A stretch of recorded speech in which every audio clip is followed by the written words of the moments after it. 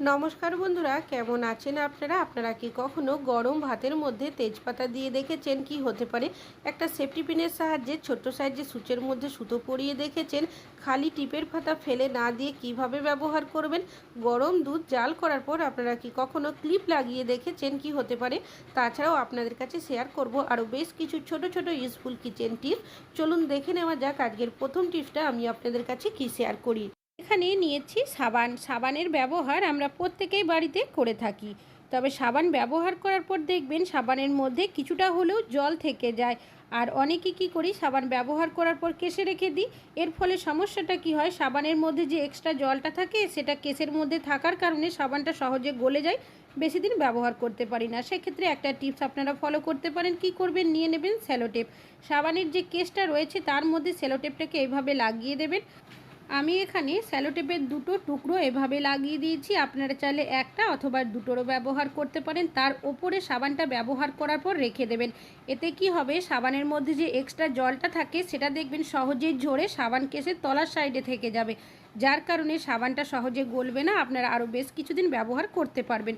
আশা করছি টিপসটা কাজে আসবে। ভালো লাগলে লাইক করবেন। এখন চলে যাচ্ছি পরবর্তী টিপসে। আমাদের অনেকেরই বাড়িতে ডাল কম বেশি রান্নাবান্না হয়ে থাকে। তাছাড়াও অনেকেই আছি আমরা ডাল খেতে খুবই পছন্দ করি, তবে ডাল খাওয়ার কারণে অনেকেরই গ্যাসের সমস্যা বা ইউরিনের সমস্যা হয়ে যায়।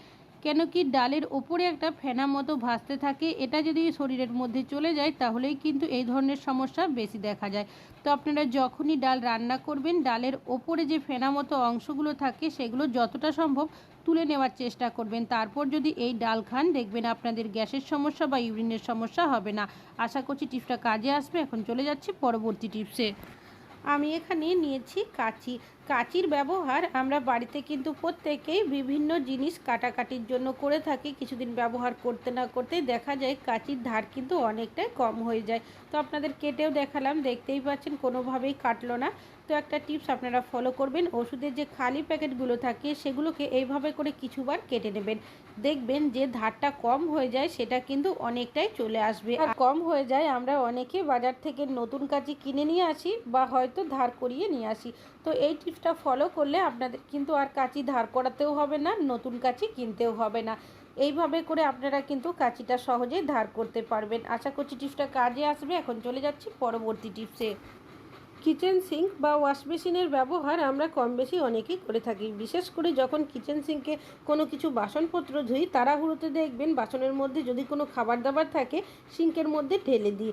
অনেকের দেখবেন সিঙ্কের ছিদ্রের মধ্যে নেট লাগানো থাকে, আবার অনেকেরই থাকে না। নেট লাগানো থাকলে কোনো তো সমস্যা হয় না, কিন্তু যদি নেট লাগানো না থাকে সেক্ষেত্রে অনেক সময় জাম হয়ে যায়, কখনো কখনো মিস্ত্রিকেও ডাকতে হয়। তো সেক্ষেত্রে আপনারা একটা টিপস ফলো করতে পারেন। তো কি করবেন, নিয়ে নেবেন একটা চায়ের ছাঁকনি। পুরনো যে চায়ের ছাঁকনিগুলো থাকে, হ্যান্ডেলটা ভেঙে যায় বা হয়তো খারাপ হয়ে যায়, সেই ছাঁকনিটা দিয়ে আপনারা এইভাবে সেট করে দেবেন। এতে করে কি হবে, এটা দেখবেন নেটের মতোই কাজ করবে। যদি কোনো বাসনপত্রের মধ্যে খাবার দাবার থাকে, আপনারা কি করবেন, তাড়াহুড়োতে যদি ঢেলেও দেন, দেখবেন ডাইরেক্ট কিন্তু সিঙ্কের ছিদ্রের মধ্যে পড়বে না, চায়ের ছাঁকনির মধ্যে থাকবে। আর যখন এর মধ্যে খাবারের টুকরো চলে আসবে, তখন আপনারা ডাস্টবিনের মধ্যে ফেলে ব্যবহার করতে পারবেন আবারও। আশা করছি টিপসটা কাজে আসবে। এখন চলে যাচ্ছি পরবর্তী টিপসে। আমি এখানে নিয়েছি একটা টিপের পাতা। টিপ আমরা প্রত্যেকটা মহিলারাই কম বেশি পরে থাকি, তবে টিপ শেষ হয়ে গেলে টিপের যে খালি পাতাটা থাকে সেটা কিন্তু কেউই কোনো কাজে ব্যবহার করি না। তবে এই টিপের পাতা আপনারা কিন্তু ফেলে না দিয়ে বিভিন্নভাবে বিভিন্ন কাজে ব্যবহার করতে পারেন। তেমনই একটা ইউজফুল টিপ শেয়ার করব। একটা স্যালো টেপের টুকরো টিপের পাতার একটা সাইডে আটকে দিলাম, যাতে করে দুটো সাইড ফাঁকা না থাকে, একটা দিক খোলা থাকে আর আরেকটা দিক বন্ধ থাকে। কি কাজে ব্যবহার করবেন, আমাদের প্রত্যেকেরই বাড়িতে কিন্তু কোনো না কোনো কার্ড রয়েছে, সেটা এটিএম কার্ড হতে পারে বা অন্যান্য বিভিন্ন কার্ড। আর এই কার্ডগুলো অনেক সময় দেখবেন যেখান সেখান রেখে দিই, বা ব্যাগের মধ্যে তো কার্ড নিয়ে যাই। অনেক সময় একটা কোনো জিনিস বা টাকা পয়সা বের করতে গেলে হয়তো একটা কার্ড পড়ে যায়, বুঝতে পারি না, তখন সমস্যা হয়। তো সেক্ষেত্রে আপনারা টিপের পাতার মধ্যে যদি সব কার্ডগুলো রেখে দেন, একটা জায়গার মধ্যে থাকবে, একটা বার করতে গেলে আরেকটা পড়বে না। বাড়িতে রাখলে একটা জায়গায় গোছানো থাকবে, যখন প্রয়োজন হবে খুঁজে পেয়ে যাবেন। আশা করছি টিপসটা কাজে আসবে। এখন চলে যাচ্ছি পরবর্তী টিপসে। কখনো দুধ জাল করার পরে ক্লিপ লাগিয়ে দেখেছেন? কি হতে পারে, দুধ আমাদের কম বেশি অনেকেরই বাড়িতে নিয়ে আসা হয়ে থাকে। দুধ জাল করার পর দেখবেন দুধ যেহেতু অনেকটাই গরম থাকে, সাথে সাথেই যদি আমরা কোনো কিছু ঢাকা দিয়ে দিই সেক্ষেত্রে দুধটা অনেক সময় খারাপ হয়ে যায়। আর যদি ঢাকা না দিই সেক্ষেত্রে বিভিন্ন ধরনের পোকামাকড় মুখ দিয়ে দিতে পারে বা বিড়ালে মুখ দিতে পারে বা নোংরাও পড়ে যেতে পারে। সেক্ষেত্রে একটা টিপস আপনারা ফলো করতে পারেন। কি করবেন, নিয়ে নেবেন জামা কাপড় মেলার ক্লিপ। আমি এখানে দুটো নিয়েছি। প্রথমে যে পাত্রে দুধটা রাখবেন সেই পাত্রে ক্লিপটা লাগাবেন, তারপর যে ঢাকাটা দেবেন ওপরে তার সাথে কিন্তু সেই পাত্রটা সহ আপনারা ক্লিপটা লাগাবেন। এতে করে কি হবে দেখবেন, দুধের পাত্রটা ঢাকা থাকবে আর যেহেতু একটা ক্লিপ ভেতরের সাইডে লাগানো রয়েছে তাই কিছুটা অংশ কিন্তু ফাঁকা থাকবে, যার কারণে গরম বাষ্পটা সহজে বেরিয়ে আসবে। আর এইভাবে রাখলে নোংরা ময়লা পড়বে না, কোনো পোকামাকড় বা কোনো কিছু মুখ দিতেও পারবে না। আশা করছি টিপসটা কাজে আসবে। কখনো গরম জলের মধ্যে প্যান্ট দিয়ে দেখেছেন কি হতে পারে? আমি এখানে নিয়েছি বাচ্চাদের প্যান্ট। বাচ্চা হোক কি বড়, কম বেশি অনেকে দেখবেন কোনো না কোনো এলাস্টিক দেওয়া প্যান্ট ব্যবহার করে থাকে। তবে এলাস্টিক দেওয়ার যে প্যান্টগুলো থাকে সেগুলো নতুন অবস্থায় পরার কারণে দেখবেন কোমরের মধ্যে দাগ পড়ে যায়, অনেক সময় র্যাশ বেরিয়ে যায়, ব্যথা করে, চুলকানি হতেও শুরু করে। কখনো কখনো বাচ্চারা দেখবেন এই নতুন প্যান্ট পরে কান্নাকাটিও করতে থাকে। সেক্ষেত্রে একটা টিপস আপনারা ফলো করবেন। নিয়ে নেবেন একটা পাত্র, তার মধ্যে বেশ কিছুটা পরিমাণের ফুটন্ত গরম জল দেবেন, আর যে এলাস্টিক দেওয়া প্যানটা থাকে সেটা এইভাবে আপনারা এলাস্টিকের সাইডটা ডুবিয়ে 3 থেকে 4 ঘন্টার জন্য রেখে দেবেন।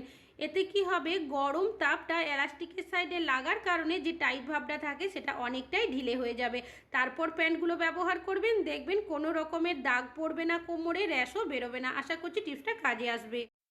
আমি এখানে নিয়েছি সুচ আর নিয়েছি সুতো। টুকটাক ছোটোখাটো সেলাই করার জন্য আমরা বাড়িতে কিন্তু প্রত্যেকেই সুতো রেখে থাকি। তবে যখন আমরা ছোট্ট সাইজের সুচের মধ্যে সুতোটা পরাতে যাই দেখবেন সহজেই কিন্তু পরাতে পারি না, এতটাই ছোট সুচটা। বিশেষ করে বাড়িতে যদি বয়স্করা থাকে সেক্ষেত্রে অনেকটাই সমস্যার মধ্যে পড়তে হয়। তো আপনারা কি করবেন, নিয়ে নেবেন একটা তারের কাটা অংশ। ইলেকট্রিক্যাল তার খারাপ হয়ে গেলে তো পড়েই থাকে, সেখান থেকে এক টুকরো নিয়ে নেবেন, তারটাকে মুড়িয়ে নেবেন ইউয়ের মতো করে। তারপর নিয়ে নেবেন একটা ছোট্ট সাইজের সেফটি পিন। সেফটি পিনের মধ্যে তারটাকে চেপে ধরবেন, তারটা যাতে সেফটি পিনের থেকে খুলে না যায় তাই নিয়ে নেবেন স্যালোটেপ। স্যালোটেপটা দিয়ে ভালো করে মুড়িয়ে নেবেন। আর এটা কিন্তু এখন টাইট মতো আটকে গেছে। কিভাবে আপনারা ছোট্ট সাইজের সুচে সুতো পরাবেন চলুন দেখে নেওয়া যাক। আমি এখানে সুচটা নিয়েছি, সুচটাকে প্রথমে তারের মধ্যে এভাবে পরিয়ে দেবেন। তারপর যে সুতোটা রয়েছে সেটাকে কি করবেন, সুচে না পরিয়ে যে তারটা রয়েছে তারের মধ্যে এভাবে প্রথমে পরাবেন।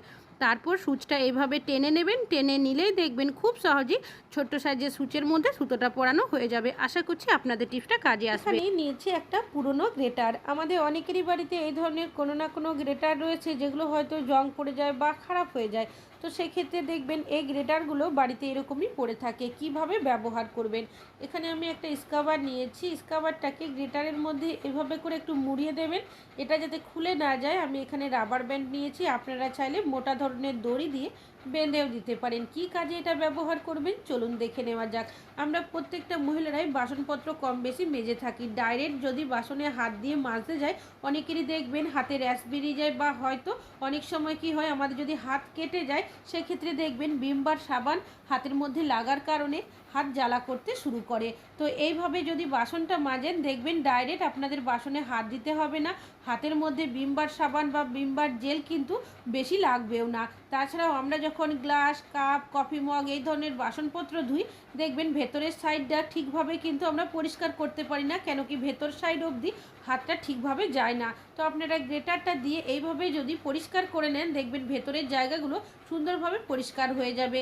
চাইলে আপনারা এইভাবে করে কিন্তু বাকি সব বাসনগুলোও মাজতে পারেন, কোনো রকমের সমস্যা হবে না। তবে এইভাবে আমি বাসন মাজছি বলে যে আপনাদেরও মাজতে হবে তা কিন্তু নয়, যদি প্রয়োজন হয় আপনারা কিন্তু এই টিপসটা ফলো করতে পারেন, কোনো রকমের সমস্যা হবে না।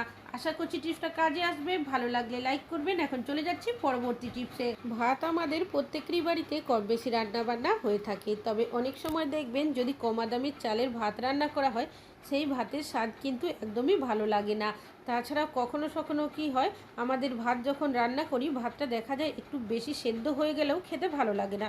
তো সেক্ষেত্রে আপনারা দুটো তেজপাতা নিয়ে নেবেন। যখন ভাতটা এইভাবে ফুটতে শুরু করবে তেজপাতা দুটো দিয়ে একটু ভালোভাবে নাড়িয়ে নেবেন। তারপর আপনারা কি করবেন, একটু ফুটিয়ে নেবেন। আর যদি ভাত বেশি সেদ্ধ হয়ে যায় ফোটানোর প্রয়োজন নেই, আপনারা কিছুক্ষণের জন্য এইভাবে ঢাকা দিয়ে রেখে ঝরিয়ে যখন খাবেন দেখবেন আপনাদের যে নতুন চালের ভাত রান্না বান্না করা হয়েছে সেটা কিন্তু বুঝতেই পারবেন না, কেন কি তেজপাতা তেজপাতার মধ্যে একটা সুন্দর গন্ধ থাকে, সেটা কিন্তু ভাতের মধ্যে চলে আসবে। আশা করছি টিপসটা কাজে আসবে। আজকে এখানেই শেষ করছি।